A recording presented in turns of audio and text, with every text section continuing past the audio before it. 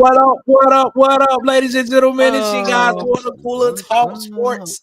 We back on this Monday, June 30th. We're back around the water cooler, man. And tonight we should have another good discussion, man. We're gonna get into it, man. We talking about this Auburn football identity shift. We talking about we talking. It's a lot of ways this can go as well too. So this is gonna be a good one, man.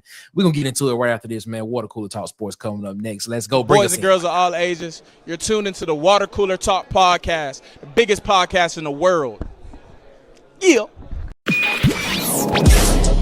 You are now tuned in to Water Cooler Talks, covering everything you love about college football, especially everything going down in the SEC conference. So, if you love college football, you need to lock in. And now, your hosts, Nick Frazier and Marcus Fitzpatrick.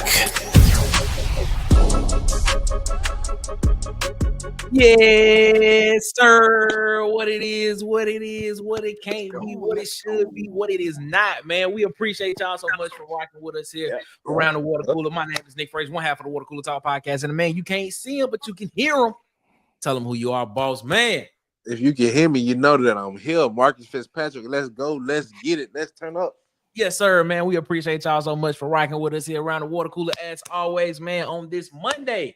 June 30th, man. It is funny because we are literally about to hit the second half of 2025. I feel like it just went by really quick. But, you know, it is what it is, ladies and gentlemen. You see him. You see him. You see him. You see him. Yeah. Don't know about Ray Lewis. Don't know about Ray Lewis. Auburn TV, ladies and gentlemen. Ray Lewis, boy. Kicking like Ray. Wolf, what's going on? What's up, everybody, man? Yeah, what's up? Just happy to be here, baby. Just happy to be here. Talk small, but let's do it, man. Yes, sir, man. That's what's up, man. That's what's up. Hope everybody doing well tonight, man. Hope everything's good, man. Can y'all believe that it is almost that we are about to hit the second half of 2025? That lets us know that we are close to football season. That's what that means. Mm-hmm. Okay. Mm-hmm. I'm so excited. Sure. July 1st is tomorrow, ladies and gentlemen. So, and we are about 2 weeks away from SEC Media Days. So it'll be coming up. So I'll go through that later on in the show, let you know when we will see Coach Hugh Freeze and some Auburn players make their way to Atlanta this year. College Football Hall of Fame is where they will be at. So we'll mention that later on in the show, man. But let's get into the chat before we get into this conversation, man. Righteously, bruh, if we's gonna keep it funky around this journey, it needs both, man. The legend of Sweet Sugar Bear Williams, the Hugster is in the building. Shout out to man. Make sure y'all go over there and follow the Huggy Beard himself. Oh yeah, I'm already subscribed on YouTube, man. Subscribe to that, man. Got some good content out there. He asked me for my feed, but I told him, I said, look, man, I like it. I said, yeah, it don't have to be polished. I just like the way you deliver the content, bro. You sitting there, it just look good. It look good. It look good. Shout out to the Huggy Beard, ladies and gentlemen. I got Steven Allen in this thing. What up, Steven? How you feeling, my guy? He said, War Eagle, what up to you, Steven? How you feeling, man? He says, Jackson Arnold over 3,200 yards passing. I concur. I think it's probably closer to 3,500 yards if you ask me. Ooh, okay. Wait a minute. We have a quote of the day from JT. What's up, JT, man? Long time no see. Welcome back, JT. JT is in with the quote of the day. He says, why fix what's working, but it ain't working, so we gotta fix it. And that's from Ellen DeGeneres. Shout out to JT with the quote of the day, man. We ain't had one of those in a minute, but JT came by and blessed us with one, man. Shout out to JT for that, man. Tim the Tool Man Taylor in the chat. What's up, man? Tool Man. What up, man? How you doing, man? He said Huggy dropping videos. Yes. Huggy got videos, man. Y'all go check him out. He got a couple of shorts out. I think he dropped one. He dropped one last week or yesterday. He dropped one yesterday, and I think he got one that's either dropped. I don't know. I don't know if it dropped today or if it's dropping later on this week. But Huggy got some videos out, man. Go check him out over there. Go check him out, man. His Royal Highness is in the chat. King Richard, War Eagle to King Richard, man. Hope you're doing all right, my guy. That's what I'm talking about. The man himself, King Richard. What up, my guy? Everybody saying what's up to everybody. I got C Hall in the chat. You already know we gotta say what's up to C Hall, man. Hope C Hall doing good, man. War Eagle to you. See, Get Musty is in here, man. Get Musty. What's up? He said War Eagle Day, y'all, man. What's up? Get Musty. everybody. You know what I'm saying? You know what I'm saying? Oh, Huggy said he created a Facebook page today as well, man. But he gotta wait 60 days to go live. Okay. He sent me a friend request. I tapped it up. Oh, come to find out, we got a mutual friend. Shout out to I got Wade on the road. Wade. Shout out to that, man. Shout out to Huggy, man. Huggy making it happen. Said, where's Marcus's number one fan? He's coming. Robert Smith. I haven't seen Robert come in yet, but hopefully Robert jumps in the chat because I give him the welcome. Marcus's number one fan. It will be in the chat. Robert Smith, man. Get much to say. They got an AI Hugh Freeze golfing in front of us. Wow, man. Wow. Wait, wow.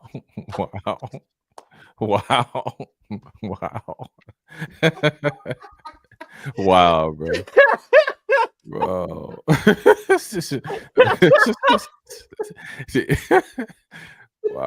Wow, man. They got an AI Hugh Freeze golfing in front of Sanford Hall. That's so wow, man. I ain't gonna lie. I laughed. Wow. Undefeated. Oh man, bro. Undefeated. Now I'm gonna go look for it. I gotta go find it too. Hey, was he putting or was he actually like chipping the ball? Which one was it? I gotta know. Ken Richard said if AU keeps up, then we need to go back to our roots. Tommy Tuberville's downfall was going from a heavy run with passing to the spread. So basically the play action to go into a spread offense with Tolan Franklin. Yeah, I hear you in that one, man. Alan Berry said, before we answer the first question, we need to answer the second part. What does going back to roots mean? I'm gonna start it because I'm gonna come back to that. James Barnett in the chat saying, what up, fellas? Let's talk about it. War Eagle, what's up, man? We about to talk about it, man. Sir Richard in there. What up, my guy? If it fails, I tell you the same thing. Hire a defensive coordinator for a head coach. Hey, I think that's the way a lot of people want to go if it does not go the way it's supposed to go. The king of the comments is in here. Travell, what's going on? Travell, how you doing, man? Just make sure Connie ain't around. You know what it is. He said, yo, Marcus, are you sure you subscribe? Not in my subscriber list. Hey, Marcus. Whoa. Wait a minute, that man checking you on live TV. He checking you on live TV, Marcus. He can't be because I'm already on his. I can screenshot it and post it. He said he can screenshot it and post it, man. He just saying. He said last night was a great show, guys. Couldn't rest. I think that's what he said. Appreciate that, Seahawk. Yeah, had a good time, man. Last night was a great show. He got 18 subscribers. That's what's up. All right, let's get to it. Marcus tried to justify. He said, what you say, Marcus? I said he got 18 subscribers. He just posted a video. Okay. There you go, 8 views. Okay. I guess Marcus said, hey, all right, okay then. Man, he checked you quick, Marcus. He checked you. He did. He did. I got he went to his page and was like, Marcus. I see Nick. I see DC. I don't see Marcus though. What Marcus at? That's what he said. Then Marcus like, he got 18 subscribed. What are you talking about?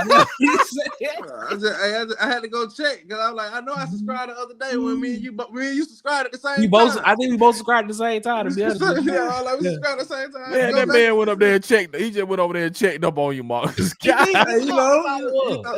check on my loyalty, man. You my guy. I see. Yeah, he checked your loyalty, man. He checked your loyalty, man. It's all right.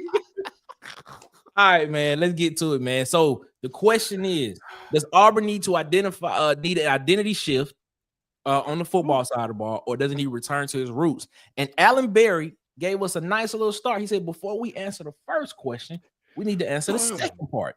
What does going back to the roots mean? Let's start there. I'm gonna start with DC. In your opinion, what does going back to Auburn's football roots mean? I think going back to the roots mean, man, running back centric offense, man, pounding the ball, you know what I'm saying, running the ball, being centered around the running back, and also hard-nosed defense, man. Being tough in the trenches, big, strong in the trenches on both sides of the line of scrimmage, controlling the line of scrimmage, having a ferocious defense, leaning on them, man, and just running the ball, grinding it out, man, and pass when we have to. That's what I think Auburn roots are. And I mean, I think that's what we're accustomed to as far as winning and seeing winning football. You know, that's what I think.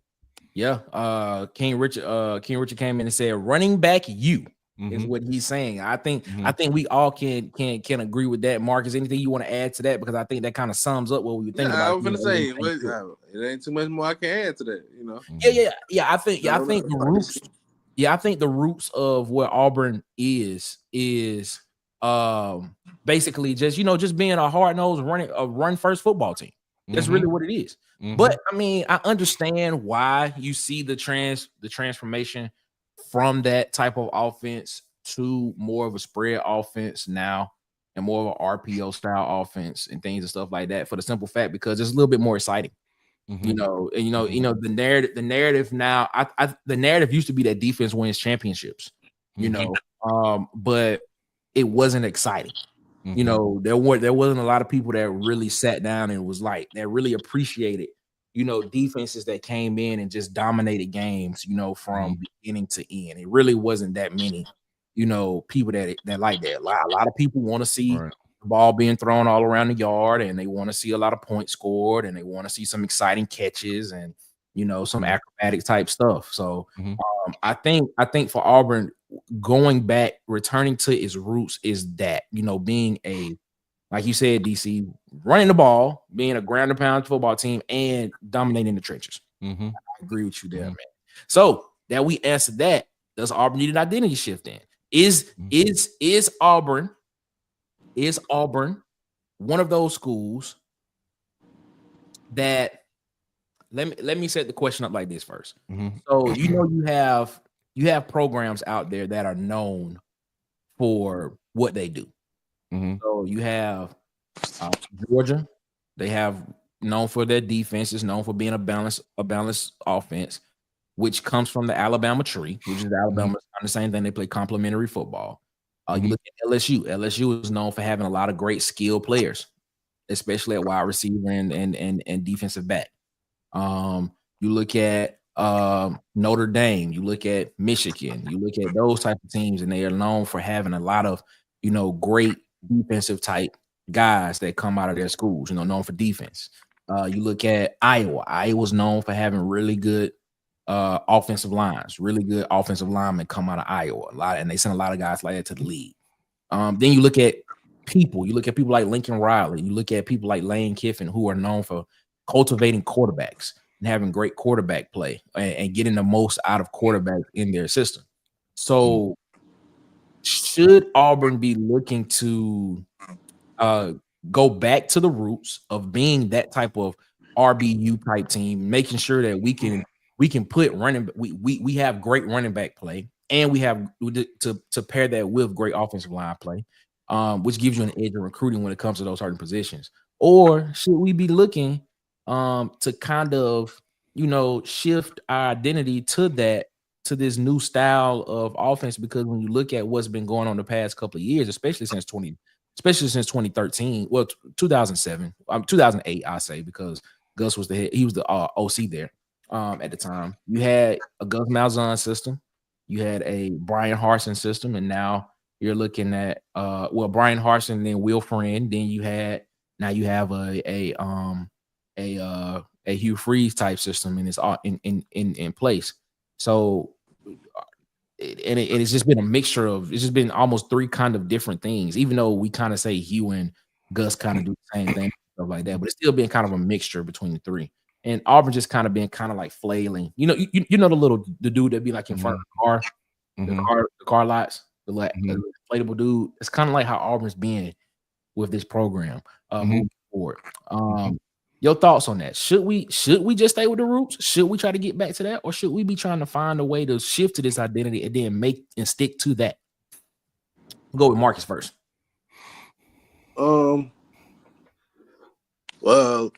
I think one of the comments may alluded to it. Now we're in a situation where we have a lot of receiver talent, so it's going to be tough to go back to that. It seems like we already committed to, the air route. But it's, to me, the roots or whatever, it goes with the coach's philosophy. If we can find a coach, to me, that's very innovative and has a great philosophy, I think that's where we need to look. Honestly.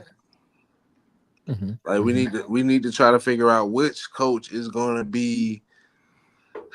I hate to keep always bringing his name up, but he's the measuring stick. But which coach is going to be the next Nick Saban, or at least the next Urban Meyer, or something, something to bring championships into your program or make your program a relevant program. DC, because my bad. Go ahead. Oh no, I'm just saying because at this point we're falling from relevancy. Because if we don't win this year, I think we lose. We'll drop our recruiting class, and it's gonna be back to square one. Okay, DC. Would I like us to go back? Yes, I would love for us to go back because I like that brand of football. If you look at Pat Dye, going into, believe it or not, Gus was more like Pat Dye to me than like Hugh Freeze. And people compare Gus to Hugh Freeze, but I think Gus was more Pat Dye centric. If you look at Gus, man, he had, and I was just looking at this, man. Trey Mason, Cameron Artis Payne, Cam Newton, Kerryon Johnson, Ben Tate, Micah Dyer. Man, this dude was like putting out 1,000-yard backs like it was nothing. He was like, like you dropping your kid off at school. Here go another 1,000-yard back. Here you go. Y'all have that right there. So he was running downhill, play action, man, and hit and take your shot. So Gus wasn't as far from that as we think. You know what I'm saying? Hugh, I don't think we need to reset it, man. I think Hugh he needs to cook what he want to cook. He said, man, it's going to take top 10 recruiting classes to cook this food, this hibachi I'm cooking. So I want to let Mr. Hugh Freeze cook his hibachi, man. Give him his 3 classes, no reset. Let him do what he do, man. We don't know what it looks like. You know what I'm saying? I don't know what it looks like to have these type of receivers and then have this pass set up to run offense.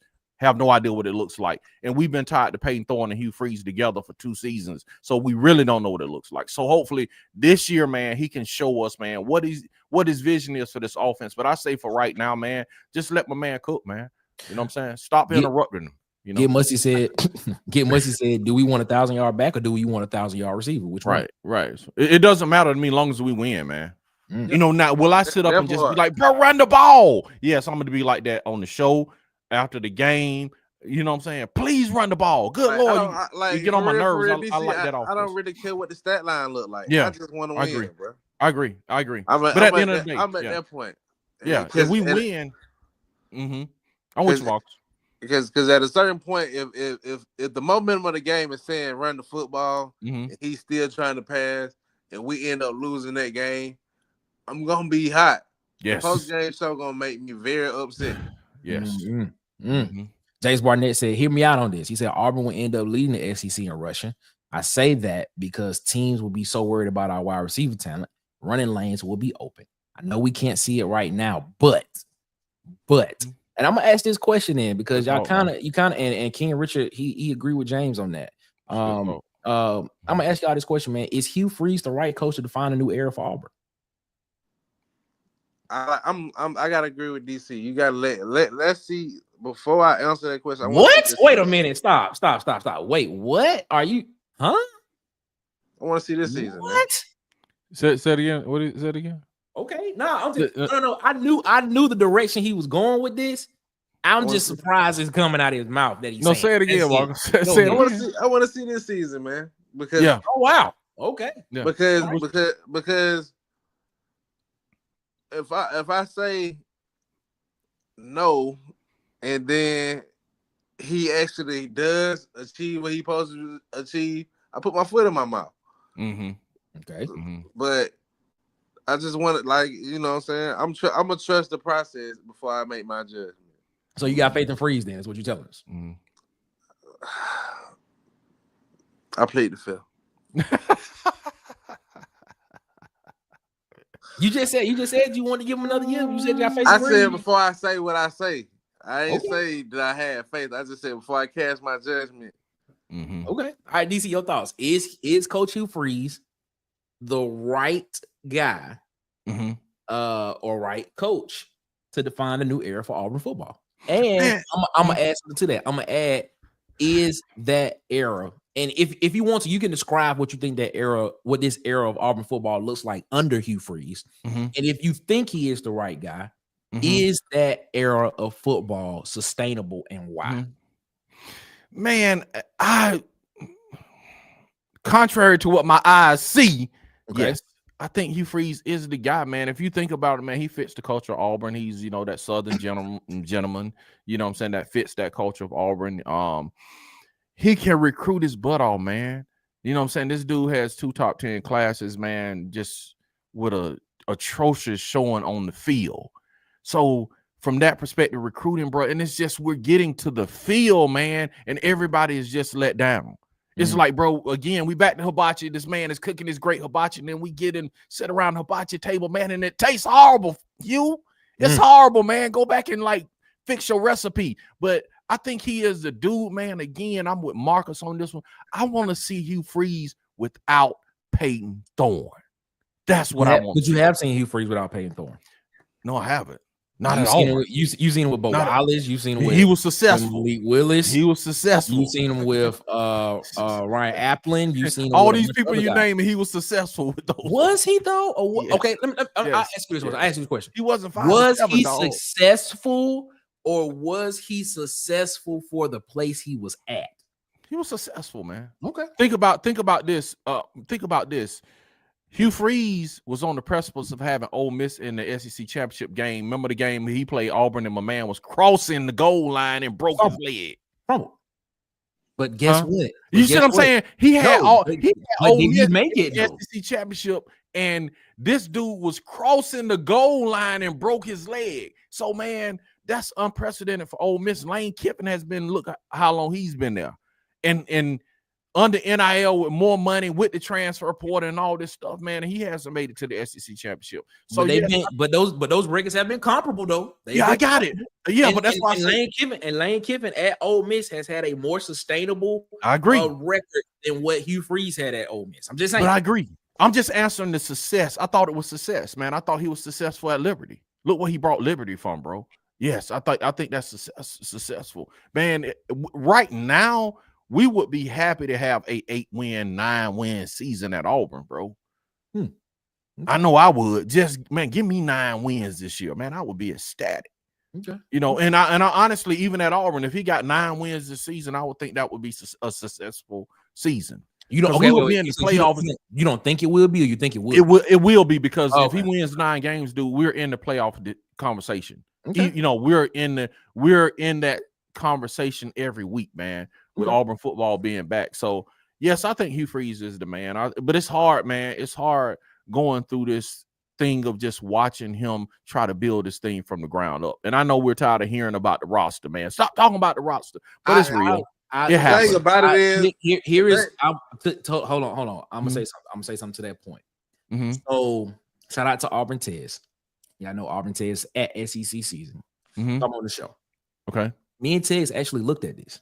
We actually looked at this. Okay. So the narrative from we went back to 2019. All right. 2019 to 2025. Auburn has averaged being the 16th best ranked recruiting class in the nation. Okay. Now, when you look at from when Harsin was hired in December of 2021, his recruiting class, the recruiting class of 2022, and the class that would have been his in the class that he's helped start recruiting in 2023, the rating actually went down when Hugh Freeze got there. It went down by like 1.5 points. So basically, this whole the narrative around the roster being the problem, when you look at the talent that was on the roster, it was comparable. And it surprised me because me and Tez actually sat down and after we got off a show one night, we were sitting down talking and we had this conversation about this roster situation and stuff like that. And we looked at it. And we looked at the roster from 2019 to 2020, 2021, well, the recruiting classes from 2019, 2020, 2021, all the way up until this past year in 2025. And the conclusion we came to was, are we getting enough talent in the classes that's comparable? Because the narrative around that whole situation was Coach Freeze had to rebuild a roster that wasn't talented. But by the numbers and by what was recruited, it was a talented class. And then when you average it out over a 5-year period, Auburn ranked at number 16 as always having somewhere around the 16th range, 16th best ranked class. Mm-hmm. Your thoughts on that? Whichever one of y'all go first on that, because you brought up the roster about him building it up from the ground. I would, after looking at the numbers, I would have to say that's not true. I've been felt that was a weak excuse, honestly. Mm-hmm. We all have watched in real time and seen, missed time plays, missed time management, red zone efficiency issues. We have watched this in real time, and that's all eyes to me on coaching. You see person mistakes like fumbles and stuff like that, but we also seen a team with resilience that defense held up at times and bounced back, but then get cheated because you throwing a stop route for 3 plays in a row, knowing that your quarterback suffers from inaccurate passing and the defense knows what's coming. Mm-hmm. So it's just like we watched that in real time. Speaking of which, he has entered the chat, and I'm gonna let him, because we had this conversation, ladies and gentlemen, from at SEC Season. Auburn Ted is in the chat. So I'm gonna let Ted explain to you what we talked about with that roster situation. Because we was looking at this, and when we looked at it, Ted was like, "Yo, it wasn't a rebuild. It wasn't a roster problem." That's really what he said. So when Ted get his situation, when he get his headset, there you go. Can you hear us, Ted? Yeah, I hear you. All right. So when Ted, can you explain? Okay, so I just want to set this up. When we what was that? Friday night when we got off the show, we had the conversation, and we was looking at the roster numbers for Auburn for the past couple of years. And we basically, and it came out to where it said that Auburn basically had the 16th in that year, averaged the 16th best ranked class in recruiting. Oh yeah, I know what you're about. All right. So the notion of Hugh Freeze having to build this thing up from the ground is a false notion, according to the numbers from what we saw that was being recruited at Auburn, starting from 2019 all the way up to this past year. Your thoughts on that, Tez? I'm just saying we looked at it and looked at the numbers. I'm just saying. Yeah, when we looked at it, what was interesting about it is I guess you can say that he didn't have to build a roster up, but it's more so what I got from it was like what we're doing in recruiting right now is not so much significantly better than what we've done in the past. Like consistently. We consistently are not in the contention for like the elite talent. When we looked at the roster composition, what stuck out over the last 5 years was, as far as 5-star recruits go in the conference, we like almost dead last. I think last year we had 1 5-star recruit on our roster. The only 2 teams that had less than that was like Mississippi State and Vanderbilt. And Vanderbilt was consistently on the list, no 5-star recruits. Mississippi State's consistently no 5-star recruits. And us, even in the years where we've been successful, as far as the elite recruits, we hover around 4-star and 3-star players. Like it's not even close. When you look at our roster and compare it to the elite rosters in the SEC, the talent gap is so much bigger. Like we've been trying to do more with less for a very long time, and we still are. When we take the field against Baylor this season, despite how excited we've been with recruiting, we're going to be, when we play teams like Georgia, Alabama, Texas, not Texas, Oklahoma is on that list. Even with some surprising teams that was ahead of us. Tennessee was ahead of us. Florida, South Carolina was ahead of us. Yeah. it's only like 4 teams on our roster that, I mean, 4 or 5 teams on our schedule that our roster is better than, if that makes sense. The rest of them, we would be the underdog in terms of like roster talent. And the four teams were Oklahoma, Georgia, Alabama, and Texas A&M. Were the 4 teams on the roster on the schedule this year that were better than we were less than. So, and that's been consistent. Like, we went back 5 years, but then even when we glance back further than that, it's been the same story. It's been the same story. So the successful Auburn teams that you see, they all have overachieved.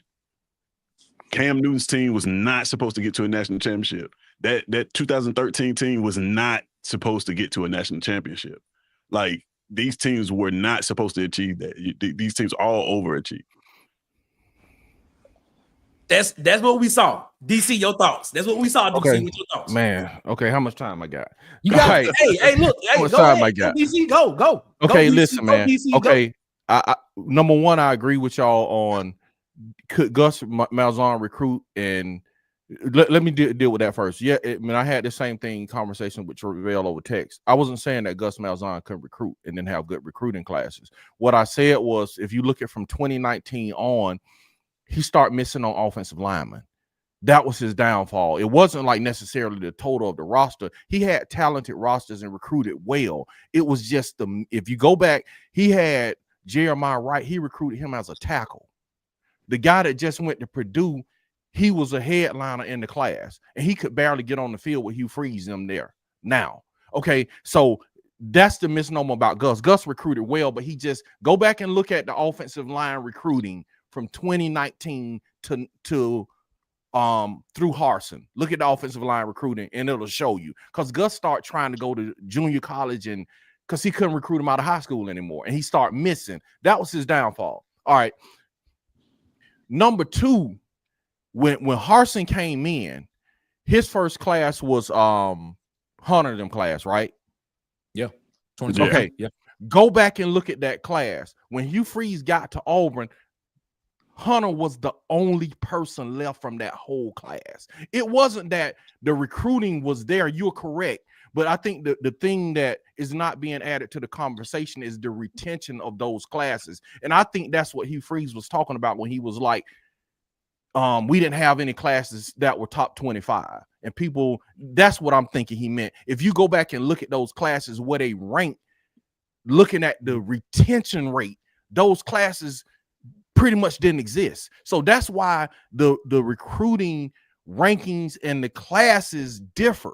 You feel what I'm saying? If you look at the rankings, you can make the argument. But if you look at the retention rate of all those classes, he didn't have anything because they all left. A lot of them left when Harsin got there. Remember, he ran all them dudes off, and so he ran a lot of dudes off. And then in Hunter's class, when Hugh got there, it was only Hunter left from the whole class. So that's what we're missing. You were correct. We had good classes, but when Hugh got there, they were gone. Okay, so I understand Hugh's argument. The retention was horrible. Bro, you can't go and have a whole class and only have one person from that class and expect you're going to have a good team. So that's what everybody's missing. To your point about the new era, because this is still talking about, do we think Hugh Freeze is the guy that can lead Auburn into this new era or define it? To your point, we also looked at that as well. Okay. And if you look, if we're going to say that 2023 was Hugh Freeze's first class at Auburn, if we're going to say that 2023, yeah, if we're going to say 2023 was his first class at Auburn because he got there December of 2022. If we're going to say that 2023 that was half of Harsin's, you got to say the same thing for Harsin when Harsin got there in 2021. That was some of Gus's stuff. 2020, excuse me. So Harsin never had a full class by himself. But go ahead. 2020. No, he didn't. He never had a full class by himself. That's right. You're right. That's right. Because he never had a full class. So I'm gonna be fair about it. He never had a full class. So if we gonna say that, we gotta look at 23. We gotta look at 23. We gotta look at 24. TJ Lindsey, no longer at Auburn. Terrence Love, no longer at Auburn. JC Hart, no longer at Auburn. These are all guys that were recruited under Hugh Freeze. Okay. Darren Reed, no longer at Auburn. Caleb Wooden, no longer at Auburn. That's just 5 people right there that I can think of off the top of my head. What do you say to that? So where's the retention rate there? Because all classes have an attrition rate. Everybody has attrition. So what is the so even though we looking at the classes, yeah, I agree with you on I agree with you on the retention part. But what we're saying is recruiting has been the same all the way through the past 5 years, and it even dropped a little bit. That number actually dropped a little bit after Hugh Freeze got there. Yeah, so it dropped. What you mean? You saying the retention rate? Or I mean, what are you saying drop? No, the rating per class, the composite per class dropped. So we looked at the composite talent rating. You obviously you're including the half of Harsin class. You see what I'm saying? That half of Harsin class wasn't a full Hugh Freeze class. Both of Hugh Freeze classes are top 10 classes. No, we're not talking about recruiting classes. We're talking about when you look at the roster after all the recruiting is done, after all the like blue chip ratio. Not specifically blue chip ratio. We just looking at talent for talent. Like you know how each kid has a grade. They give them a grade. You take all of them together and you average them up. What does it come up with? And consistently, Auburn has what was interesting. Consistently, Auburn was number 6, right around 6 in the SEC is where we saw them. And then what was interesting, they dropped to 8. We couldn't figure out why. Why would they drop 2 spots in a year? Well, we added 2 teams in the SEC, and those 2 teams, think about it, came into the conference with better rosters than Auburn. Sure, I don't disagree. Better than I don't disagree. I don't disagree. But I think what we're talking about too, what's being missed is I don't know if it's being missed, but we're not thinking about is from Gus to Harsin to Hugh Freeze is when you're switching coaches, those are significant. They have significantly different systems, specifically on offense. So a lot of the Gus guys just didn't fit what Brian Harsin wanted to do on offense. Right. So that's why a lot of them were shown the door, because it's like, hey, even when we talk about the offensive line, the offensive linemen that Gus was pursuing were leaner, more agile guys. Brian Harsin wanted to play a little bit more of a traditional SEC, what you see from a traditional SEC lineman, and get bigger, stronger guys. And then we come in and Hugh Freeze, he wants a different type of offensive lineman. So those guys don't work. That's what I think we see when we talk about roster attrition from then to now, is like these coaches are just different, right? The system is just different. They're recruiting a different type of guys. We're excited about recruiting now because we've never recruited a receiver room like this before. It's not that we've never had talent. It's just that in that particular room, we've never seen that. We've never had I don't think I could say that we've had a quarterback room that we've known was this talented. That I can remember. Now there's some that snuck up on us, but when you talk about 2 5-stars, 2 former 5-stars, you got a veteran who's played a lot of football. Like, yeah, we haven't had that for real. So like, it looks different, it feels different, but when you compare it to all the talent, you add it up and average it out, it's more the same that we've had for the last 10 years.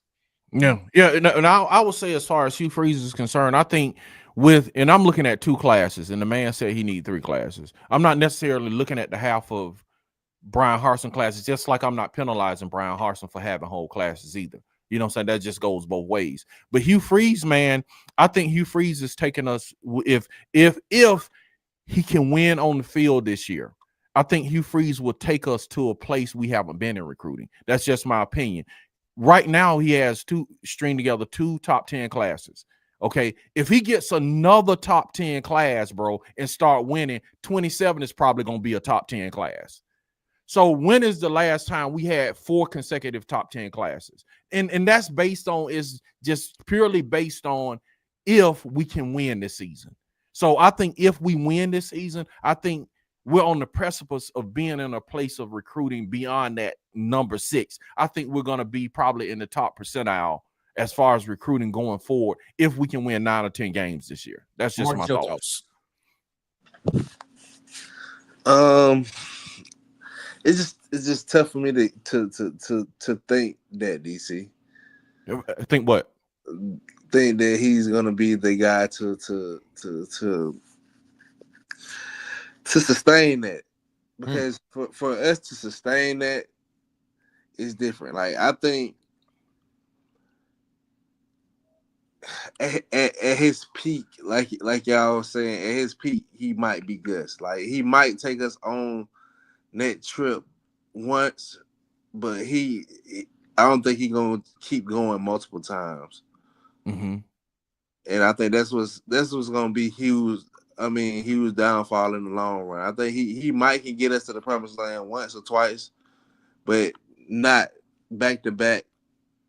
But I think like Nick said, I think Nick said it once before on the show. I think he hits his peak, probably take us on a nice playoff run, and then he flatline and he stay that way, and then it's gonna take a long time to probably crawl back up again. That was actually my next question. You kind of hit my next question. My next question was, do you think in this environment that we're in now when we're talking about Auburn football, because I have my thoughts on what I think is going to happen in the next 3 years. And I tell them right now, I actually think this is going to be a very successful year for Auburn. I think this is I really want to go 11 wins. I really want to say Auburn wins 11 games this year, just based on the talent on the roster and what the schedule pans out to be, because of just so many factors that this team has that are in their favor. But when you look at the 26 season, when you look at the 27 season, I'm not too high, especially on the 26 season. I'm not too high on Auburn at that point in time. I mean, transfer portal is still a player in this situation, but who's to say Auburn will get, a lot of those top guys that are in the transfer portal. I honestly think this is probably one of Auburn's, I'm not gonna say one. It will be a great season. 10 wins, potentially could hit 11.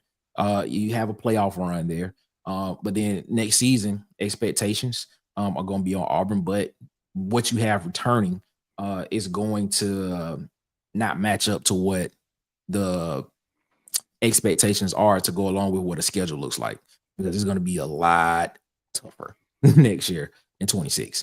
But to that point, do you think I asked this sustainability part? If he were to sustain this, and if he were to if he is that guy to lead us in this new era and define it for Auburn, the new defined era of Auburn, how does he sustain it?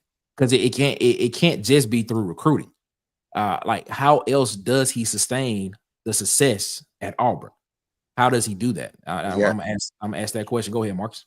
You got to stay innovative, man, and it goes back to, like me and DC said. I said for last Friday, DC just said it not too long ago. Player retention, man. You have to sustain by building up your classes, man. The more you keep players, the more experience they get, the more you can coach them up, and they go through a system. And when you come back in that system and you know that system, it's like second nature. So it's just like, if Hugh Freeze can keep these big time players and keep them in the system for multiple years and just not know one transfer or, quick NIL giddy up type situation, then I think he can turn it around. Tez, DC, y'all thoughts on that? I don't know, man. It's a trick question. Because I think the answer to this is, like, we need a hell of a coach. Like, right? This is how this gets done. Is Hugh Freeze a hell of a coach? I don't know. Like, I thought maybe he could be from a play calling standpoint, but then, like, the more games I watch with him in Auburn on the Auburn sideline, I start to question his play calling abilities. So it's like, man, I don't know. Like, to the points that we said earlier when we were talking about recruiting rankings, man, we are not in the realm of the teams that we're trying to compete with, where Auburn wants to be competitively in terms of talent. We're close. We're getting better, but we're not even scratching the surface yet. And it takes a hell of a coach to build a program consistently off of inferior talent. And I know y'all don't want to hear the words inferior talent after we just talked about how good these recruiting classes been, but the reality of it is the reality of it. It's real. That's So I agree with you. I'm on the side that I agree with. We've had inferior talent. Yep. I'm on that side. Yep. I always feel that way. That's why I salute. You. That's why I salute coaches that can sustain success at Auburn. Right. When you look at the coaches, like I remember when Nick Saban got there, right? Before he got there, they didn't have rosters that look like this. That I'm looking at the composite rankings now. They have 17 5-stars on their roster last year. 17 5-star players, 50 4-star players, and 15 3-stars is what their roster was composed of last year. But they was just like for reference, elite roster though. But go ahead. Just for reference, our roster after what we considered the most elite recruiting run in Auburn history was composed of 1 5-star player, 42 4-stars, and 37 3-stars. But not even close. But I remember a time before Nick Saban was there, and their recruiting didn't look like this. It takes a hell of a coach to consistently pull this off. A good coach can win short term, but it takes a hell of a coach to build a program that can consistently show up like this. When you look at these teams that are ahead of us, Georgia, hell of a coach. Alabama, hell of a coach. Steve Sarkisian came in the door. Texas gets more respect than Auburn, and we've accomplished about the same thing over the last 25 years. Absolutely, bro. Absolutely. We've been to 2 national championships, but they get more respect than us. Why? Absolutely. Hell of a coach, bigger brand. I get it. Oklahoma, hell of a coach, have had great coaches in that time period. Much as you want to say about Brian Kelly, he's a national known name, right? Texas A&M, Mike Elko, of course, he's not as known, but who did they have before that? You see what I'm saying? So, like, that's what I think either Hugh Freeze has got to establish himself as one of those guys, or we gonna have to find somebody else. You know, Sweet Stuffer said this. He said we have not had our Saban, Kirby, Bobby Bowden type coach yet. It's trash until Bowden got there, and Florida wasn't Florida until Spurrier got there. And this kind of go back to the conversation we had Friday. Let's go back to the conversation we had Friday, where me and Marcus said it is coaching and system and we said it. They got to get talent. But what did all those players have in common? They were great recruiters, all of them. So they didn't just come there and coach what was there and won championships, bro. They brought their players in, built the program up with great recruiting. All those guys were great recruiters. I'm telling you, Kirby Smart said it. He was like, bro, you can't outcoach talent. This Kirby Smart coach, this is his quote. You can't outcoach talent, man. So, I mean, he said it himself. So, I don't know, give me the Jimmys and the Joes, man. I promise you, bro, this is my thought. If we had, like, the Alabama roster, Nick, I think me, you, Marcus, Tez, and some cats in the comments, bro, we can go and win 8 games, man. We can make a bowl game. If we get Alabama talent, I get we could probably make a bowl game, bro. I would have won. I'm not, and this ain't no, and I'm not even playing. I would have won 7 games last year with Auburn. Okay, so you see what I'm saying? So that's what I'm saying. So let me ask you this. I would have won 7 games. Let me ask you this. If you would have had the Green Fork Bulldogs playing in the SEC, would you have won 8 games? We would have won at least 5. Y'all would have won nothing if you had the Green Fork Bulldogs. You had nothing. You would have won at least 5. You had the Rockefeller. What was the Rockefeller? I don't know what Rockefeller name was. Oh man, my brother's about to come in right on time because he played for Rockefeller. He did, yeah. We used to tune Rockefeller up, bro. We used to tune Rockefeller up. Anyway, but I'm gonna do something right now. Yeah, because listen. Hold up. I'm gonna get to those ones. James Barnett said, "Man, fellas, we should have won between 8 to 10 games last year. Who blew us out? That's very true. Who blew us out? Absolutely true. Now you go back and look at games. Auburn was in the games all the way up until the end of the third, fourth quarter. Who blew us out? You got a good point. That's the reason why I said if I was the head coach last year, we would have won at least 7. And believe that. Yeah, I don't even think he's head coach. If I was the offensive coordinator last year, offensive coordinator. That's what it is. Just run. It is. It's the Rockefeller Bulls. Y'all never beat us. That's right. That's what's I up, guess. man. What he say? What he say? Y'all will never beat us. That's what he said. Oh yeah, he didn't play when I played then because we used to tune Rockefeller up, bro. So get that straight. We want, right, you know what I'm saying? So I'm about to open up the championship, bro. I'm about to open up a can of worms, and I just want y'all to go here for a second. I'm gonna open up a can of worms because I kind of I kind of threw this name out to Tez, and Tez was like, because Tez, you just mentioned Tez that when you look at national name coaches, they come in and they change programs around. You just kind of hinted at that. Not change them. Consistency. Okay, we'll say that. We'll use the word. You're right. Let's use the word consistent. They're consistent. I'm gonna open up a can of worms. I'm gonna open up a whole can of worms. Very preliminary. If this season does not go the way that we think it does go, can Auburn go out and land Marcus Freeman as his next head coach?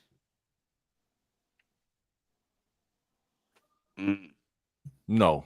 Okay, next subject. Next subject. No. Yeah, I didn't think so Marcus. either. They could if they offer him $20 million. Marcus. I think that's a very optimistic. Why is it a no? No. Don't just tell me no. Tell me why it's a no. Don't be scared. Tell me why. Because right now, man, I think he happy where he at, man. He just came off a national championship. I think he happy where he at. Now I think his dream job will be Ohio State. Like he wanted to beat Ryan Day so he could take that job because that's his alma mater. So I don't think he going nowhere else unless it's Ohio State. And then, bro, you got all the Notre Dame, bro, the bias, man. You got all he got to do is win 10 games. I was going to say you got a free ride to the playoffs. Every year, dog. You're not in the conference. You know what I'm saying? Nobody is talking about Notre Dame's strength of schedule. Just win 10 games and you guys are in, bro. Come on, bro. And you not even in a tough conference, man. So no, from that standpoint, no. But money talk. If Auburn gave him $20 million, he'll probably come. I just threw a name out there. I just want to hear. I don't know, man. I think Tez has alluded to it best today. Auburn likes to do more with less. I think we already aligned with who we want our next coach to be in Durkin. If Buddy fails, and Durkin is gonna have to come in, and he's gonna have to be. We here at Auburn, we love storylines. We love wonderful stories. And Durkin gonna have to come in and be a great story. So to your point, so to what you telling me is, and I already know the answer to this. I'm just suspensefully building this up. So basically, what you're telling me is Auburn always want to play the underdog role. Auburn always wants to be in the role of being. I don't think it's outside of that's where we just fall at. Is that where we just fall at, or can we go out and go get a national name coach that's consistent and consistently be in the top echelon of college football? That's a choice. That is a choice. But all the upper echelon coaches are sound in their jobs long term. Bro, money talk though. Money talk. That's my point, DC. Money talk. And I'm gonna tell you like this: if you listen to what up, Ed? What's going on, Ed? How you feeling, my guy? If you listen to Brent Venables, man, he said when he was making his choice to come to Auburn, they didn't have alignment. I think they have alignment now. You know what I'm saying? Yeah. But he was like, the reason he didn't come to Auburn is because they didn't have alignment for whatever reason. And I think that has kept a lot of coaches away. Is the alignment top down from the president, boosters, coach at Auburn? I think that it's been rumored that that's been the issue at Auburn. And I build my channel. I think Auburn can be elite. There's no reason why they shouldn't be. I think Auburn can get an elite coach if they really were aligned like that. I think right now Auburn could get an elite coach, man. They got the pedigree. They got the history. You know what I'm saying? You got the recruiting base.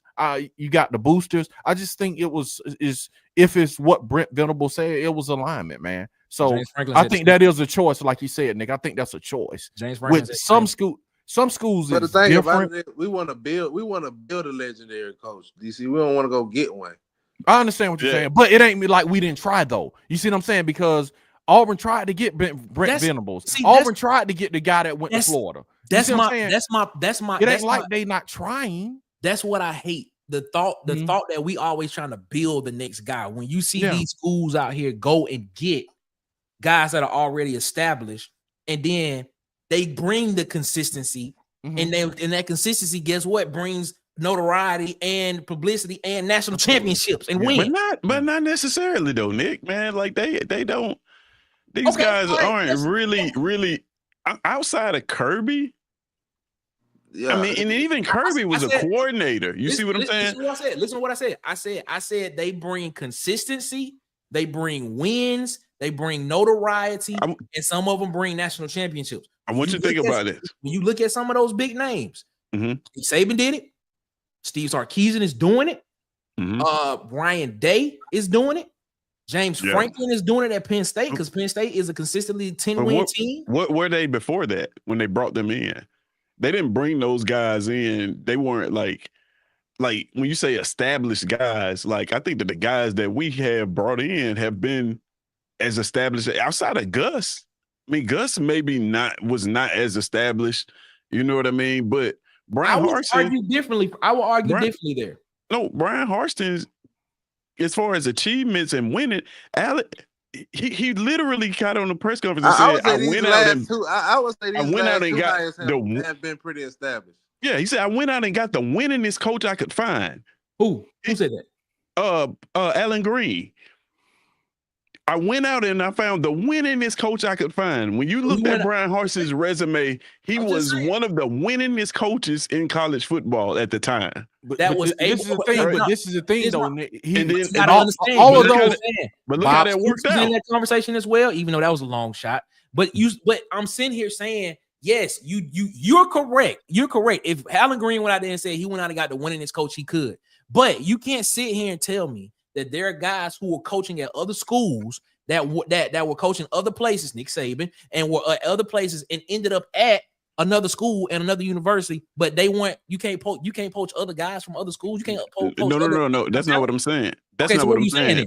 What I'm saying is you said established guys, right? So Nick Saban, okay, I give you, Nick Saban is established guy. He came from the NFL. Kirby Smart, established guy. He came from Alabama. Under he Nick wasn't Saban. Established. He had never coached. Established defensive coordinator. He had never been a head coach before. He was an established defensive. He was considered one of the up and rising guys. He was an established defensive coordinator.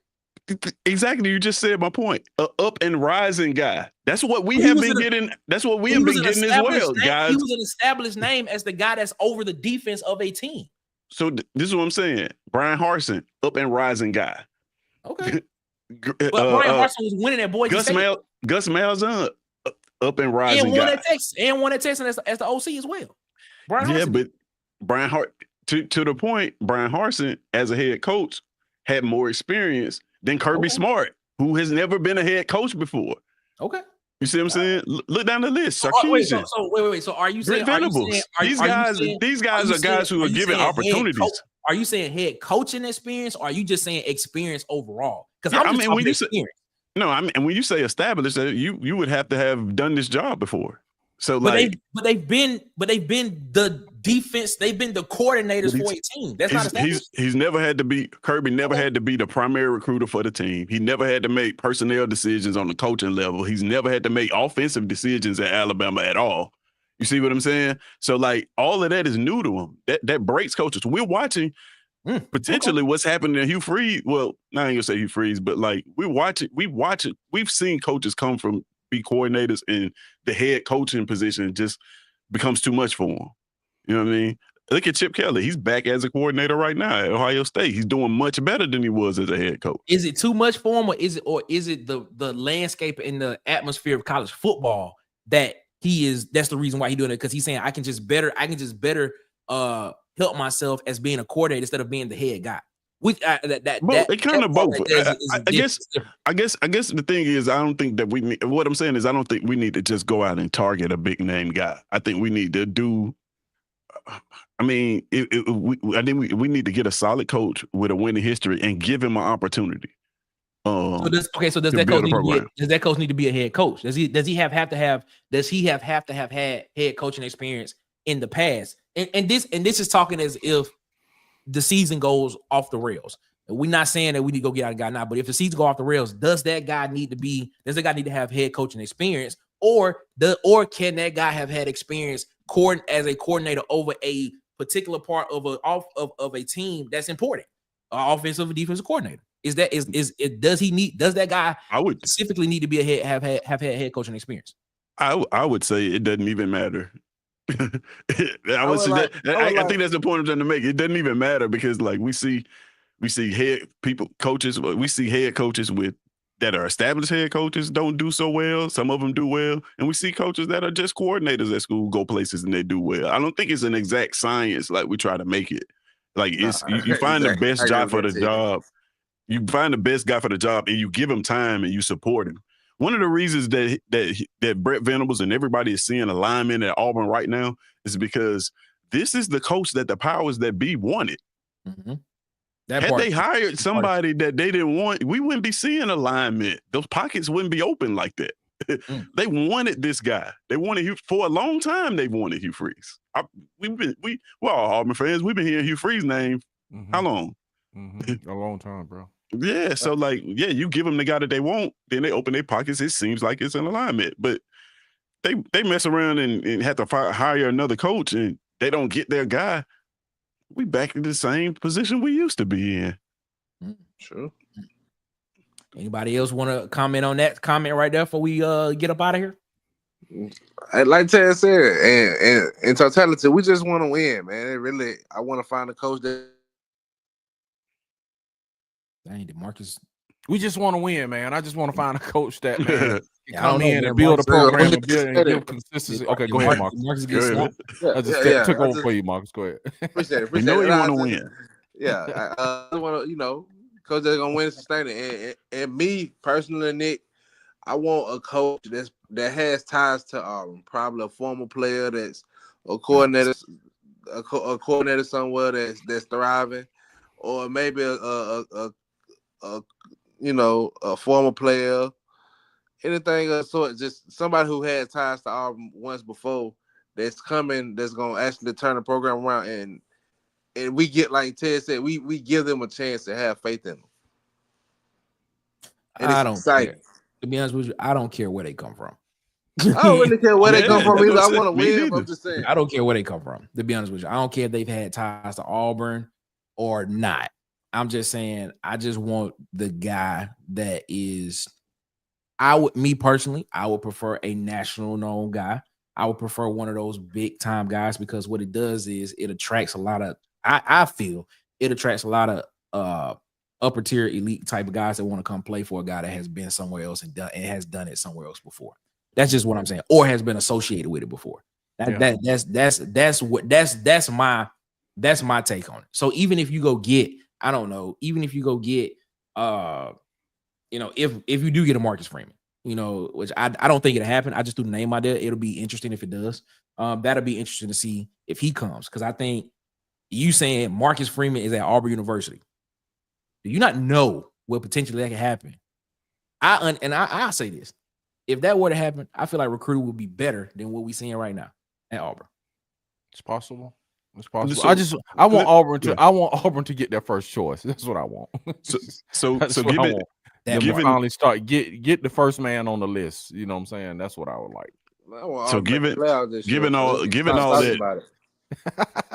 Given all that we said about coaches, how do y'all feel about DJ Durkin? In my opinion, Tez, he got the job if Hugh Freeze fails this year. I mean, that's the way it's going. I mean, are you comfortable with that though? Is that a decision you support? It's a decision that we at Auburn we tend to always make.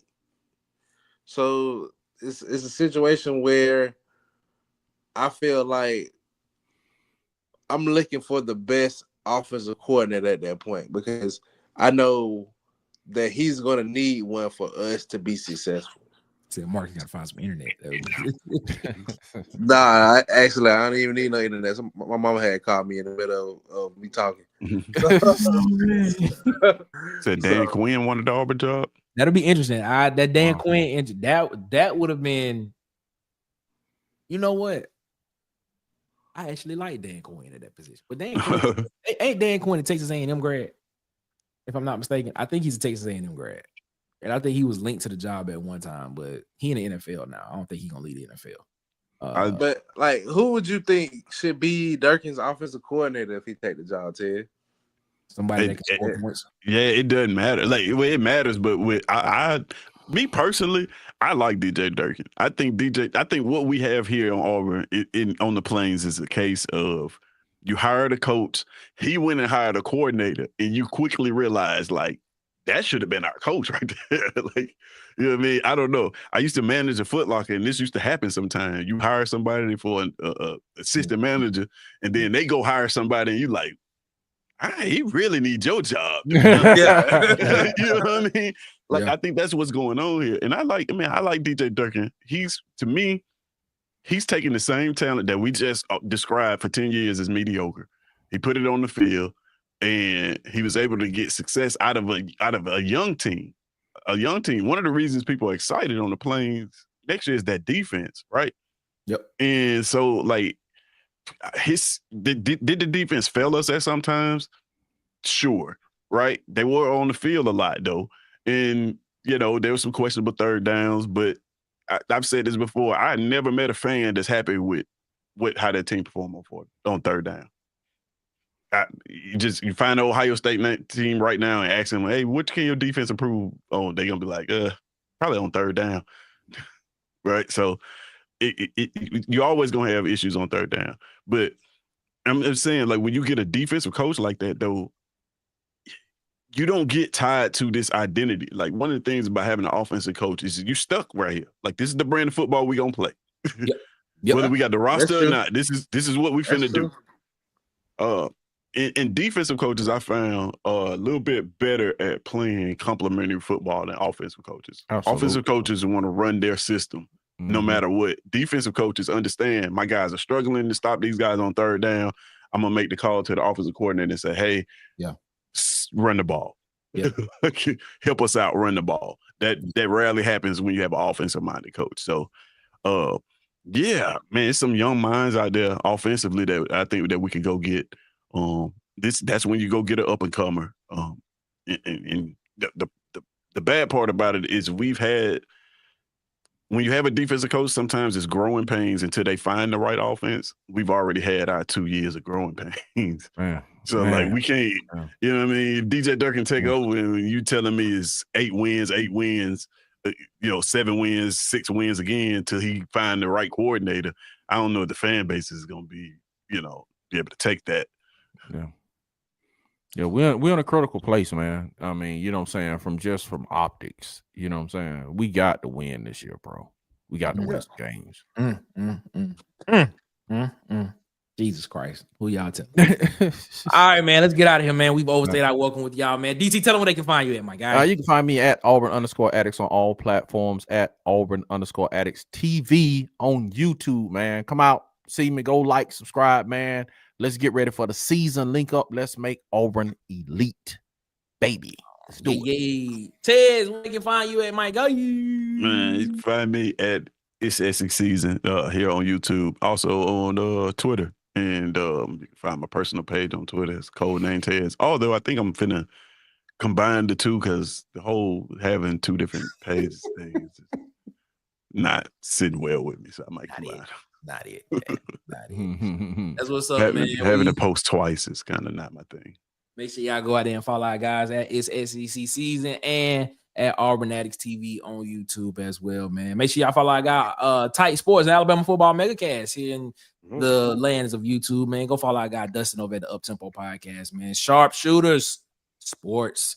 Make sure y'all go follow them. They just hit 900 subscribers. Shout out to Sharp them, man. They are Alabama channel. So if you want to go listen to the Alabama stuff, go check out the Alabama stuff as well, man. Shout out to our guy Vandy Chris, Golden Broom Podcast as well, man. Make sure y'all go over there and check out them. And Bubba and the Old Man Auburn Sports Talk as well on YouTube. And of course, the Huggy Beard himself. Make sure y'all go subscribe to the Huggy Beard over there. On these YouTube streets, man. Make sure y'all subscribe because Huggy will call you out if you say you subscribe. Even if he think you ain't subscribing, he think that you are subscribed. Huggy ain't playing about the subscribers, man. Exactly. He is not. My name he got the mindset already. He got the mindset already. That's what I'm talking about. Hey, man, make sure you go follow Water Cooler Talk Podcast on Facebook, man. Follow us on Instagram and TikTok at the Water Cooler Talk, on Twitter at CoolersPod23. And, of course, subscribe, like, share, and hit the notification bell button here on YouTube so you know when we post more videos and when we go live here around the the water cooler, man. We're gonna get these last couple of comments that came in while we was doing that part right there, man. I just wanted to say shout out to all y'all that come around the water cooler with us every single night, man. King Richard said, man, I agree 100 with Tez, and that's the problem with Hugh Freeze and Gus Malzahn. Talking about some offensive coaches is just gonna run their system. I like it, man. Jeff Lebby as OC if he gets fired. I like Jeff Lebby, but I think Mississippi State gonna win 6 games this year. The Huggy Beard himself said, great show, gentlemen. Shout out to the Huggy Beard. As always, King Richard said, great show, fam. Appreciate you, King. Hope all is going good with you, man. Yeah, we at 658, man. We're trying to get to 700 before the start of the season. So help us out. Share the content. Let everybody know, man. We're trying to get there, man. He said, y'all drop me some questions to answers. All right, Huggy. Okay. It is good. All right. He said, hit the like button, fellas. Yeah, we appreciate it. Hit the like button. My bad, Marcus. My bad. He said, make Auburn great again. Robert Smith, Marcus's very number one fan. We appreciate that, man. So it is what it is, man. So let's be great. Let's be good out here as always, man. All right. Can the King get his credit, man? Can the King get his credit, man? I hate to toot my horn, but toot. Shout out. What the King getting credit for? He was the whole time while y'all was talking. He was basically saying that he said all this stuff last year, but y'all said he was wrong. About what stuff? He said Bubba said he was wrong. He said Bubba. He said Bubba, but he also said we told him he was wrong. Wrong about what? About the roster. When we were talking about the roster, he was like the roster didn't change and it wasn't a roster. It did change. Is what it he did saying. change. So go back and look at it. Look at the attrition rate. That's what he's saying. So go back and look at the attrition rate. All right, man. Let's get out of here, man. We will be back Wednesday. You know, this is our new schedule now. Monday, Wednesday, Friday. Well, we'll be Monday and Wednesday this week. We're taking Friday off for the 4th of July. Celebrated Juneteenth a couple of weeks ago. And then we're gonna celebrate 4th of July this week. So we're gonna do that. So we'll be here Monday and Wednesday this week. We'll be back Wednesday, 8 p.m. Eastern, 7 p.m. Central, back around the water cooler. And DC and Tight will be on Wednesday before we 6 p.m. Eastern, 5 p.m. Central. That's gonna be a for rough Iron show. Bowl debates. So make sure y'all check them out. And then as soon as they go off, he come on literally like 20 minutes after they go off. With an opening act. Come on, man. So with an opening act, man. With an opening act. He is what he is, man. They're not an opening act. It's very entertaining. Nick very the headline. Nick the headliner. Very entertaining. No, I'm not the headliner at all. You know, I co-headline because there's another show that be on at the same time. So, you know, it is what it is. But yeah, man, we're gonna get up out of here, man. Until then, man, y'all have a good one. Better yet, y'all have a great one. Y'all be blessed, man. Make sure y'all get the man upstairs above his because he deserves all the praise and all the glory. And until Wednesday, 8 p.m. Eastern, 7 p.m. Central, back around the water cooler. It is one love, ladies and gentlemen. Guess what? We out this mug, ladies and gentlemen. Hey, boys and girls of all ages, you're tuned into the Water Cooler Talk podcast, the biggest podcast in the world. Yeah. Thanks for checking out this episode of Water Cooler Talks with your hosts, Nick Frazier and Marcus Fitzpatrick. Make sure you like and subscribe on your favorite podcast platform so that you never miss an episode.